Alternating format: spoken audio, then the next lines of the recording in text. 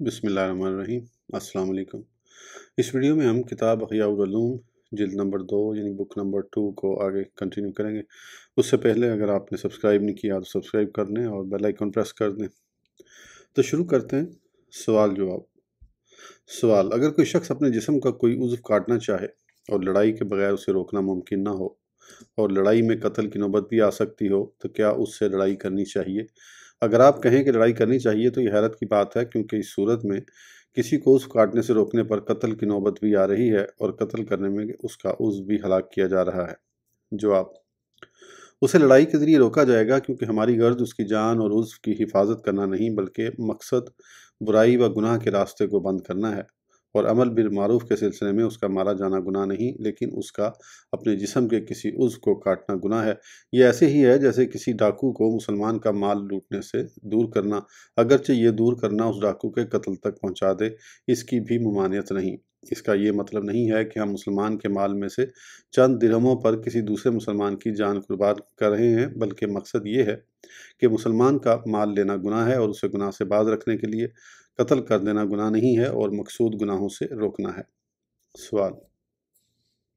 अगर हमें मालूम हो कि फ़लाँ शख्स तन्हा होगा तो अपने जिस्म का कोई हिस्सा काट देगा, तो क्या गुनाह के सद्देबाब के लिए हमें उसी वक़्त उसे कत्ल कर देना चाहिए? जवाब: उसका अपने किसी उज़्व को काटना यकीनी तौर पर मालूम नहीं और गुनाह के वहम की वजह से किसी मुसलमान का खून बहाना जायज़ नहीं, मगर जब हम उसे उज़्व काटता देखेंगे तो मना करेंगे। अगर वो हमसे लड़ेगा तो हम भी उससे लड़ेंगे और उसकी जान जाने की कोई परवाह नहीं करेंगे। गुनाह की 3 हालतें। पहली हालत ये है कि वो गुनाह कर चुका हो, उसकी सज़ा हद या ताज़ीर होती है और उसका इख्तियार हाकिम को होता है, अवाम को नहीं। हद एक किस्म की सज़ा है जिसकी मिकदार शरीयत की जानिब से मुकर्रर है कि उसमें कमी बेशी नहीं हो सकती। किसी गुनाह पर बग़र्ज़ तादीब जो सज़ा दी जाती है उसको ताज़ीर कहते हैं। दूसरी हालत यह है कि फ़िलहाल गुनाह में मुब्तला हो, जैसे किसी का रेशमी लिबास में मलबूस होना, बांसुरी और शराब पकड़े होना। इस सूरत में मुमकिना हद तक गुनाह को दूर करना वाजिब है, जब तक कि उसे दूर करने में उससे बढ़कर या उसकी मिसल गुनाह का इर्तिकाब न करना पड़े। इस तरह के गुनाह से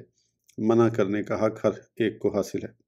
तीसरी हालत यह है कि बुराई मुस्तकबिल में मुतवक्का हो, जैसे कोई शख्स मजलिस में झाड़ू देकर उसे फूलों से आरास्ता और मुज़य्यन करके शराब नोशी के लिए तैयार करे, लेकिन शराब फ़िलहाल मौजूद ना हो, तो इस सूरत में शक है, क्योंकि हो सकता है कि कोई मानिया पेश आ जाए। लिहाजा शराब पीने का इरादा करने वाले को मना करने का अवामुन्नास के पास सिवाय वाज़ व नसीहत के कोई इख्तियार नहीं। जहाँ तक डांट डिबट करने और मार कर मना करने का ताल्लुक है, तो ऐसा करना ना सिर्फ अवाम के लिए बल्कि बादशाह के लिए भी जायज़ नहीं। अलबत्ता जब गुनाह करना उसकी मुस्तकिल आदत हो और उसने वो सबब इख्तियार किया है जो उसे गुनाह की तरफ ले जाएगा और गुनाह के इर्तिकाब में सिवाय इंतज़ार के कोई कसर न रही हो, तो ऐसी सूरत में डांट डिबट करना या मार कर मना करना जायज़ है। जैसे नौजवान लड़कों का औरतों के हमामों के दरवाज़ों पर खड़े होना ताकि हमाम में आते और जाते वक़्त उनको देखें, तो इस सूरत में अगरचे रास्ता वसी होने की वजह से तंग न होता हो, लेकिन फिर भी उन्हें इन जगहों में खड़े होने की वजह से अमर बिल मारूफ करना और डांट डपट और मार पीट के ज़रिए वहाँ खड़े होने से मना करना जायज़ है, क्योंकि बगौर देखने से मालूम होगा कि खड़ा होना बज़ाते खुद गुनाह है, अगरचे गुनाह करने वाले का मकसद उसके अलावा कोई और हो। मसलन अजनबिया के साथ तन्हाई में फ़ी नफ्से ही गुनाह है, क्योंकि ये मुकाम तोहमत है और तोहमत की जगह खड़ा होना गुनाह है। यहाँ जगह से मुराद वो जगह है जिसमें इंसान के गुनाह में मुब्तला होने का इस कदर गालिब गुमान हो कि वो गुनाह से बाज न रह सकेगा। ऐसी सूरत में मना करना मुतवक्का गुनाह से रोकना नहीं है, बल्कि मौजूदा गुनाह से रोकना है। दूसरा रुकन इस बात के मुतालिक जिस पर इख्तिसाब किया जाए, इससे मुराद हर वो मुनकिर यानी बुराई है जो फ़िलहाल मौजूद हो और नेकी की दावत देने वाले के लिए बग़ैर तजस्सुस के यानी टोह में पड़े बग़ैर ज़ाहिर हो, नीज़ बग़ैर इज्तिहाद किए उसका बुराई होना मालूम भी हो। यूँ एहतसाब यानी अमर बिल मारूफ की 4 शराइत होंगी। नंबर 1, इस फ़ेल का मुनकिर होना। इससे हमारी मुराद यह है कि शरीयत की रूह से वो काम ममनू हो और हमने लफ़्ज़ गुनाह से मुनकिर यानी बुराई की तरफ अदूल इस वजह से किया है क्योंकि मुनकिर गुनाह से ज़्यादा आम है। इसलिए जब कोई शख्स किसी बच्चे या पागल को शराब पीते हुए देखे तो उस पर लाजिम है कि वो उसकी शराब बहा दे और उसे मना करे। इसी तरह अगर किसी पागल शख्स को पागल औरत या जानवर के साथ बदफेली करते देखे तो उस पर लाजिम है कि उसे मना करे। मना करने की वजह यह नहीं है कि इस फ़ेल की सूरत बहुत बुरी है और ये लोगों के सामने हो रहा है, बल्कि अगर तन्हाई में भी कोई शख्स इस बुराई को देखे फिर भी मना करना वाजिब है। हालांकि पागल के हक़ में इस फ़ेल को गुनाह नहीं कहा जाता और गुनाहगार हुए बगैर गुनाह का वजूद नामुमकिन है। اسی وجہ سے ہم نے منکر کا لفظ استعمال کیا ہے کہ یہ لفظ تمام برائیوں پر بھی دلالت کرتا ہے اور گناہ پر بھی۔ ہم نے منکر کے عموم میں صغیرہ و کبیرہ دونوں قسم کے گناہوں کو داخل کیا ہے، لہذا امر بالمعروف کبیرہ گناہوں کے ساتھ ہی خاص نہیں بلکہ حمام میں شرمگاہ کھولنا، اجنبی عورت کے ساتھ خلوت اور اجنبیہ کو دیکھنا، یہ تمام ایسے صغیرہ گناہ ہیں جن سے روکنا واجب ہے، اور گناہ صغیرہ و کبیرہ کے درمیان فرق قابل بحث ہے جو عنقریب توبہ کے بیان میں آئے گا۔ منکر فی الحال موجود ہو، یہ نمبر دوسرا پوائنٹ ہے، اس شرط سے وہ صورت خارج ہو گئی جب کوئی شخص شراب پی کر فارغ ہو چکا ہو، کیونکہ برائی ہو جانے کے بعد عوام کو اختیار نہیں ہوتا۔ اسی طرح وہ صورت بھی اس سے خارج ہو گئی کہ جب برائی مستقبل میں متوقع ہو، جیسے کوئی شخص کسی آدمی کی حالت سے یہ جان لے کہ یہ آج رات شراب پینے کا ارادہ رکھتا ہے، ایسی صورت میں وعظ و نصیحت کے ذریعے ہی اسے امر بالمعروف و نہی عن المنکر کیا جا سکتا ہے، اور اگر وہ اپنے ارادے کا انکار کرے تو اسے وعظ و نصیحت کرنا بھی جائز نہیں، کیونکہ اس میں مسلمان کے ساتھ بدگمانی کرنا پایا جاتا ہے، اور ہو سکتا ہے کہ وہ اپنے قول میں سچا ہو، اور یہ بھی ہو سکتا ہے کہ کسی رکاوٹ کی وجہ سے اپنے ارادے پر عمل نہ کر سکے۔ جس باریکی کو ہم نے ذکر کیا ہے اس پر متنبہ رہنا چاہیے، لہذا اجنبیہ کے ساتھ تنہائی موجودہ گناہ ہے، اسی طرح عورتوں کے حمام کے دروازے پر کھڑے ہونا اور دیگر وہ چیزیں جو اس کے قائم مقام ہیں وہ بھی موجودہ گناہ کے زمرے میں آتی ہیں۔ احناف کے نزدیک اجنبیہ عورت کے ساتھ خلوت یعنی دونوں کا ایک مکان میں تنہا ہونا حرام ہے۔ نیکی کی دعوت دینے والے پر بغیر تجسس منکر ظاہر ہو۔ ہر وہ شخص جو اپنے گھر میں چھپ کر دروازہ بند کر کے گناہ کا ارتکاب کرے تو اس کے بارے میں تجسس کرنا جائز نہیں، کیونکہ اللہ عز و جل نے اس سے منع فرمایا ہے، اور اس بارے میں خلیفہ دوم امیر المومنین حضرت سیدنا عمر فاروق اعظم اور حضرت سیدنا عبد الرحمن بن عوف رضی اللہ تعالیٰ عنہما کا قصہ مشہور معروف ہے، جسے ہم نے صحبت و ہمنشینی کے آداب میں ذکر کیا ہے۔ اسی طرح مروی ہے کہ خلیفہ دوم امیر المومنین حضرت سیدنا عمر فاروق اعظم رضی اللہ عنہ ایک شخص کے گھر کی دیوار پر چڑھے تو آپ رضی اللہ تعالیٰ عنہ نے اسے ناپسندیدہ حالت میں دیکھا، منع کیا تو اس نے عرض کی، امیر المومنین اگر میں نے ایک وجہ سے اللہ عز و جل کی نافرمانی کی ہے تو آپ 3 وجہ سے اس کی نافرمانی میں مبتلا ہوئے۔ فرمایا کیسے؟ اس نے کہا اللہ عز و جل ارشاد فرماتا ہے وَلَا تَجَسَّسُوا، سورہ الحجرات ترجمہ، اور عیب نہ ڈھونڈو، لیکن آپ نے عیب تلاش کیا۔ مزید فرماتا ہے وَأْتُوا الْبُيُوتَ مِنْ أَبْوَابِهَا، سورہ بقرہ ترجمہ، اور گھروں میں دروازوں سے آؤ، لیکن آپ چھت پر چڑھ کر آئے۔ نیز یہ بھی ارشاد فرماتا ہے لَا تَدْخُلُوا بُيُوتًا غَيْرَ بُيُوتِكُمْ حَتَّى تَسْتَأْنِسُوا وَتُسَلِّمُوا عَلَىٰ أَهْلِهَا، سورہ نور ترجمہ، اپنے گھروں کے سوا اور گھروں میں نہ جاؤ جب تک اجازت نہ لے لو اور ان کے ساکنوں پر سلام نہ کر لو، اور آپ نے سلام نہیں کیا۔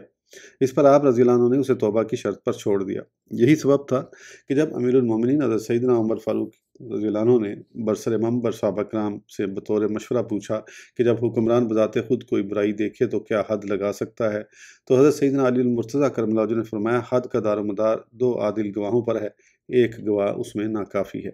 ہم نے ان روایات کو صحبت و ہمنشینی کے آداب میں مسلمانوں کے حقوق کے ضمن میں ذکر کر دیا ہے، دوبارہ ذکر کرنے کی حاجت نہیں۔ ایک سوال اور اس کا جواب، ظہور اور پوشیدگی کی حد کیا ہے؟ جواب، جو شخص اپنے گھر کا دروازہ بند کر کے اس کی دیواروں کی آڑ میں ہو تو محض گناہ کا حال جاننے کے لیے اس کی اجازت کے بغیر گھر میں داخل ہونا جائز نہیں، البتہ اگر گھر میں گناہ اس طرح ظاہر ہو رہا ہو کہ باہر والے کو بھی پتہ چل جائے، جیسے بانسری اور سرنگی کی آواز جب اس طرح بلند ہو کہ گھر کی دیواروں سے تجاوز کر رہی ہو، تو سننے والا گھر میں داخل ہو کر آلات لہو و لعب توڑ سکتا ہے۔ اسی طرح جب نشے میں دھت افراد کی آوازیں جو ان کے درمیان معروف ہیں اس طرح بلند ہوں کہ راستے میں چلنے والے ان آوازوں کو سنیں تو یہ بھی گناہ کا اظہار ہے جو امر بالمعروف کے وجوب کو ثابت کرتا ہے۔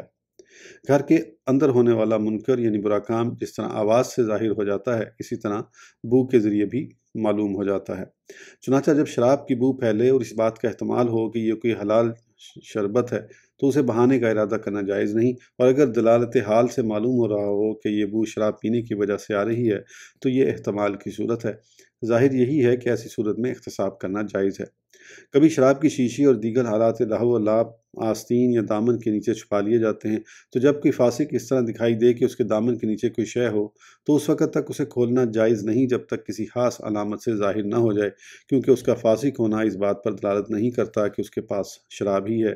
کیونکہ فاسق شخص کو بھی سرقہ وغیرہ کی حاجت ہوتی ہے، لہذا اس کے چھپانے سے شراب پر استدلال کرنا جائز نہیں، اس لیے کہ چھپانے کی بہت ساری اغراض ہوتی ہیں۔ اگر اس کی بو بھی پھیل رہی ہو تو یہ صورت محل نظر ہے، ظاہر یہ ہے کہ اسے احتساب کرنے کی اجازت ہے، کیونکہ یہ علامت ظن غالب کا فائدہ دیتی ہے، اور اس طرح کے امور میں ظن غالب علم یقینی کا فائدہ دیتا ہے۔ یوں ہی جب سارنگی کو باریک کپڑے سے چھپایا گیا ہو اور شکل و صورت سے معلوم ہو رہا ہو کہ یہ سارنگی ہے، کیونکہ شکل و صورت کا کسی چیز پر دلالت کرنا ایسے ہی ہے جیسے آواز اور بو کی دلالت ہوتی ہے، اور جس کی دلالت ظاہر ہو وہ چھپا نہیں رہتا بلکہ ظاہر ہو جاتا ہے، اور ہمیں اس بات کا حکم دیا گیا ہے کہ جس کی اللہ عز و جل نے پردہ پوشی فرمائی ہم بھی اسے چھپائیں، اور جو ہم پر ظاہر ہو اس سے منع کریں۔ اظہار صرف دیکھنے ہی سے نہیں ہوتا بلکہ سننے، سونگھنے اور چھونے سے بھی ہوتا ہے، لہذا اظہار کو دیکھنے کے ساتھ ہی حاصل کرنا ضروری نہیں، کیونکہ مقصود علم ہے، اور چاروں حواس یعنی سننا، سونگھنا، چھونا اور دیکھنا بھی علم کا فائدہ دیتے ہیں۔ تو جب معلوم ہو جائے کہ کپڑے کے نیچے موجود برتن میں شراب ہے تو اسے توڑنا جائز ہے، لیکن امر بالمعروف کرنے والے کو یہ اختیار نہیں کہ وہ یہ کہے مجھے دکھاؤ تاکہ میں دیکھوں کہ اس میں کیا ہے، کیونکہ یہ تجسس ہے، اور تجسس کا معنی کسی چیز کے بارے میں جاننے کے لیے اس کی علامات کو تلاش کرنا ہے۔ اگر یہ علامات خود بخود حاصل ہو جائیں اور ان سے اس چیز کی پہچان ہو جائے تو پھر بلا شبہ مقتضی یعنی علامات جس کا تقاضا کر رہی ہیں اس پر عمل کرنا جائز ہے، ورنہ رخصت نہیں۔ منکر کا منکر ہونا بغیر اجتہاد کے معلوم ہو۔ ہر وہ شے جس میں اجتہاد کا دخل ہو اور علماء مجتہدین کا اختلاف ہو اس میں امر بالمعروف و نہی عن المنکر کرنا جائز نہیں۔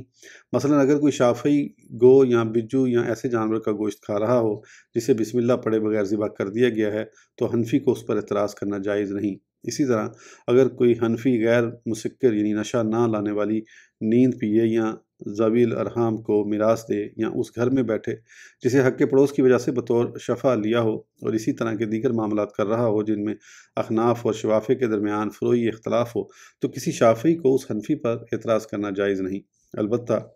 اگر کوئی شافعی کسی شافعی کو دیکھے کہ وہ نیند پیتا ہے اور بغیر ولی کے نکاح کر کے اپنی زوجہ سے ہم بستری کرتا ہے تو یہ صورت محل نظر ہے۔ تقلید شخصی لازمی ہے۔ زیادہ ظاہر یہ ہے کہ اس صورت میں بھی امر بالمعروف کرتے ہوئے اسے منع کرنے کی اجازت ہے، کیونکہ کوئی عالم اس طرف نہیں گیا کہ ایک مجتہد کو دوسرے مجتہد کے اجتہاد کے مطابق عمل کرنا جائز ہے، اور نہ ہی تقلید کے سلسلے میں کسی کے نزدیک یہ جائز ہے کہ مقلد شخص مختلف مسائل میں مختلف علماء مجتہدین کی پیروی کرے اور تمام مذاہب میں سے اپنے من پسند مسائل چن لے، بلکہ ہر مقلد پر تمام مسائل میں اپنے امام کی پیروی کرنا لازمی ہے۔ امام کی مخالفت منع ہے۔ معلوم ہوا کہ اپنے امام کی مخالفت کرنا باتفاق کے علماء منکر یعنی برائی ہے، اور اس مخالفت کی وجہ سے مقلد شخص گناہ گار ہوگا۔ یہاں ایک دقیق بات بھی لازم آتی ہے کہ جب کوئی شافعی بغیر ولی کے نکاح کرے تو حنفی اس پر اعتراض کے طور پر کہہ سکتا ہے کہ یہ فعل فی نفسہ ہی حق ہے لیکن تمہارے حق میں درست نہیں، لہذا تم نے یہ فعل کر کے ایک باطل کام کیا ہے، کیونکہ تمہارا اعتقاد یہ ہے کہ حضرت سیدنا امام شافعی علیہ رحمہ کا مذہب درست ہے، تو جو مذہب تمہارے نزدیک درست ہے اس کی مخالفت کرنا تمہارے حق میں گناہ ہے، اگرچہ وہ اللہ عز و جل کے نزدیک درستی ہو۔ اسی طرح جب کوئی حنفی گو اور اس جانور کے کھانے میں شریک ہو جسے ذبح کرتے وقت بسم اللہ نہیں پڑھی گئی تو شافعی اسے امر بالمعروف کرتے ہوئے کہہ سکتا ہے کہ ان چیزوں کو کھانا صرف حضرت سیدنا امام شافعی علیہ رحمہ کے مقلد کے لیے جائز ہے، تم ان سے اجتناب کرو کیونکہ یہ چیزیں تمہارے مذہب میں جائز نہیں۔ یہاں ایک مسئلہ زیر بحث آتا ہے جس کا تعلق محسوسات سے ہے۔ مثلا کوئی بہرا شخص کسی عورت سے زنا کے ارادے سے جمع کرتا ہے اور مختصب نیکی کی دعوت دینے والے کو معلوم ہے کہ یہ عورت اس کی بیوی ہے، اس کے باپ نے اس کے بچپن میں ہی اس کا نکاح اس عورت سے کر دیا تھا، لیکن وہ بہرا اس بات کو نہیں جانتا اور مختصب اس کے بہرے ہونے یا اس کی زبان نہ جاننے کی وجہ سے اسے بتانے سے قاصر ہے، تو وہ بہرا اس عورت کو اجنبیہ سمجھ کر جمع کرنے کی وجہ سے گناہ گار ہوگا اور آخرت میں اس کی وجہ سے عذاب کا حقدار ہوگا۔ ایسی صورت میں مختصب عورت کو منع کرے گا باوجود یہ کہ وہ عورت اس کی زوجہ ہے، اور یہ منع کرنا اس اعتبار سے تو بعید ہے کہ علم الہی میں وہ عورت اس کے لیے حلال ہے، لیکن اس اعتبار سے قریب ہے کہ اس کی غلطی اور جہالت کی وجہ سے وہ عورت اس پر حرام ہے۔ یہی وجہ ہے کہ اگر کوئی شخص اپنی بیوی کی 3 طلاقوں کو مختصب کی کسی قلبی صفت یعنی اس کی خوشی یا غصہ وغیرہ پر معلق کرے اور یہ صفت مختصب کے دل میں پائی جائے اور وہ میاں بیوی کو یہ بات بتانے سے عاجز ہو لیکن باطن میں طلاق واقع ہونے کا علم رکھتا ہے، تو جب وہ انہیں جمع کرتے دیکھے گا تو اس پر زبان سے منع کرنا لازم ہوگا، کیونکہ یہ جمع اگرچہ زنا ہے لیکن زانی اس بات کو نہیں جانتا اور مختصب کو علم ہے کہ اس کی بیوی کو 3 طلاقیں واقع ہو چکی ہیں۔ یہاں وجود شرط سے لا علمی کی بنا پر دونوں کے گناہ گار نہ ہونے کا یہ مطلب نہیں کہ فعل جمع یعنی منکر برائی بھی نہیں۔ یہ صورت مجنون کے زنا والی صورت سے کم نہیں ہے، اور ہم پہلے بیان کر چکے ہیں کہ پاگل اگر فعل زنا میں مشغول دیکھا جائے تو اسے اس فعل سے منع کیا جائے گا اگرچہ وہ شرعی احکام کا پابند نہیں، تو جب اسے اس فعل سے منع کیا جائے گا تو عند اللہ منکر ہے، اگرچہ فاعل کے نزدیک وہ فعل منکر نہیں اور لا علمی کے عذر کی وجہ سے وہ گناہگار بھی نہ ہو، تو اس کے عکس سے یہ لازم آتا ہے کہ اس طرح کہا جائے جو فعل اللہ عز و جل کے نزدیک منکر نہ ہو لیکن اس فعل کے کرنے والے کے نزدیک اس کی لا علمی کی وجہ سے وہ فعل منکر ہو، تو اس کو اس فعل سے منع نہیں کیا جائے گا۔ یہی زیادہ ظاہر ہے اور یقینی علم اللہ عز و جل کو ہے۔ حاصل کلام: جب کوئی شافعی ولی کے بغیر نکاح کرے تو کوئی حنفی اس پر اعتراض نہیں کر سکتا، جبکہ ایک شافعی دوسرے شافعی پر اس سلسلے میں اعتراض کر سکتا ہے، کیونکہ جس بات پر اعتراض کیا جا رہا ہے اسے برا جاننے میں محتسب اور مختصب علیہ جسے امر بالمعروف کیا جا رہا ہے دونوں کا اتفاق ہے۔ یہ باریک فقہی مسائل ہیں اور ان میں احتمالات ایک دوسرے کے ساتھ ٹکراتے ہیں، اور ہم نے اس سلسلے میں صرف اسی پر فتویٰ دیا ہے جس کو فی الحال ہمارے نزدیک ترجیح حاصل ہے، اور ہم اس سلسلے میں مخالف کی ترجیح کا قطعی طور پر خطا قرار نہیں دیتے۔ اگر کوئی یہ خیال کرے کہ امر بالمعروف صرف اسی فعل میں ہوگا جس کا برائی ہونا قطعی طور پر معلوم ہو،